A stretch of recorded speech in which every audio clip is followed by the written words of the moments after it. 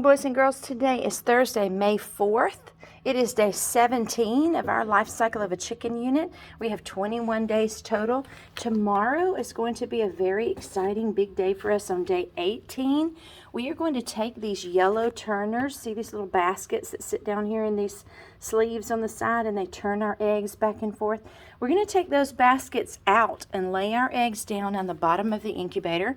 We're going to raise the humidity level from 50 to between 70 and 75 for the remainder of the time. So day 18, 19, 20, 21, the humidity level has to be very, very hot and sticky inside to emulate being underneath the hen while the chicks hatch.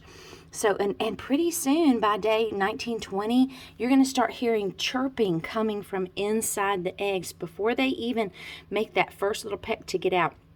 So today is our last day that you'll see them in these yellow turners, and tomorrow you're going to see the eggs down on the bottom of the incubator with water in there to raise the humidity level. So today is day 17. Tomorrow we'll start that process on day 18, and we'll keep it hot and sticky all the way through day 21. So let's look at day 17 today. I'm just flipping through these, and the chick just keeps getting bigger and bigger. And remember how he's kind of running out of room, right? So up here at the top is where that air sac is, and his head and his feet and feathers are sort of curved around like this. So his feet and his head are right beside each other. Down here at the bottom is just his bottom, right? So he's running out of room. And when he starts pecking to get out, he has access to that air sac up there. We're going to look at two parts. Oh, let's see what happens today, day 17. The beak turns towards the air cell. The embryo prepares to hatch. Today we're going to look at two vocabulary words, two parts of a chicken's body. We have the wattle, and then we have combs. The wattles are these two things that hang down underneath a chicken's chin. All birds, just about all birds, have them. Now, you can tell, sometimes when you look at the wattle, you can tell how big it is. If it kind of looks really, really small or shriveled up, you can tell certain things about the chicken by that. Sometimes you can tell whether they're male or female. Sometimes you can tell whether a female is laying or molting by the size of her wattle down here, and it does change. So a wattle is a flap under the chicken's chin. Now it's wattle, not waddle, right? Wattle. Wattles. The word wattle comes from an English word that means bags, and so I think that's why they're called that. They look like two red bags underneath, right? What do you think this part is called right here? Yeah, what does it look like to you? A hair comb. So we're going to call it a comb, and a comb is the pointed things at the top of a chicken's head. So today we have wattles and combs that my students will be using in their writing, and I can't wait for you to come and see all this wonderful writing that they've been doing.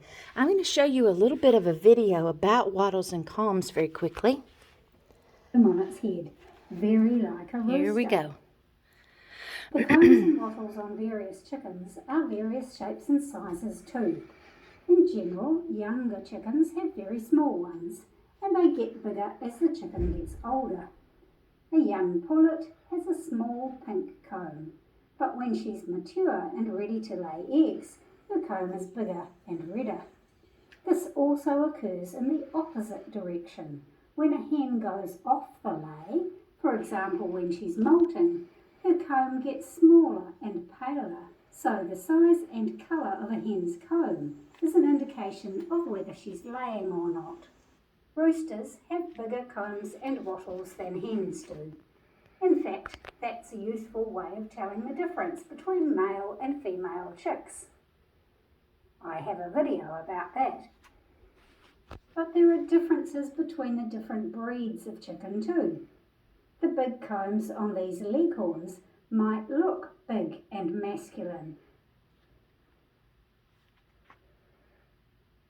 and bigger than the comb on this Wyandotte, but the leghorns are hens and the Wyandotte is a rooster. Somebody once told me she was sure my leghorn pullet was a rooster because it had a big comb. That was until I showed her the real leghorn rooster. Whoa. Most combs All right, so let's stop there. So you can tell that the rooster's comb and wattle is going to always be bigger than the hen's comb and wattle, no matter how big the hen's comb and wattles are. All right, thank you for joining us today. Today is day 17. We have 4 days left of our life cycle of a chicken unit. How exciting!